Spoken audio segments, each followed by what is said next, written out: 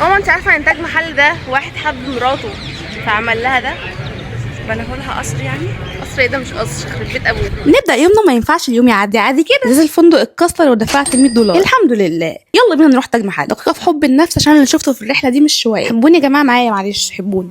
كنا هناك الساعه 5 الصبح قبل ما الدنيا تزحف. ما ننساش ان القرود ليهم احترامهم يا جماعه. تاج محل عجوبه من عجائب الدنيا الحديثه، وعملوا الامبراطور شاه جهان المغولي، وعملوا لمراته ممتاز محل اللي كان بيعشق. وعلى فكره هو عمله لما ماتت تخليدا للذكرى، ولونه بيتغير مع كل وقت في اليوم. وقعد 22 سنه بيبنوا من 1631 ل 1653. يقال ان التكلفه ساعتها بما يعادل $32 مليون. وانت بتفرحي لما عبده فانتازيا بيجيب لك ورده في عيد الحب. عايزه اقول لكم من كتر حبه في مراته هو كمان اتدفن في نفس المبنى. يا جماعه الهند فيها قصص لو سمعتوها بجد هتتبسطوا قوي. وخلصنا يومنا وانا قعدت افكر هو بجد في انسان ممكن يحب انسان للدرجه دي؟ ابعتي الفيديو لجوزك وقولي له شوف الحب. وعايزه اقول لكم ان انا كنت بصور الفيديو ده في عز تعبي. انا تعبانه جدا. فما تنسوش الفولو واللايك.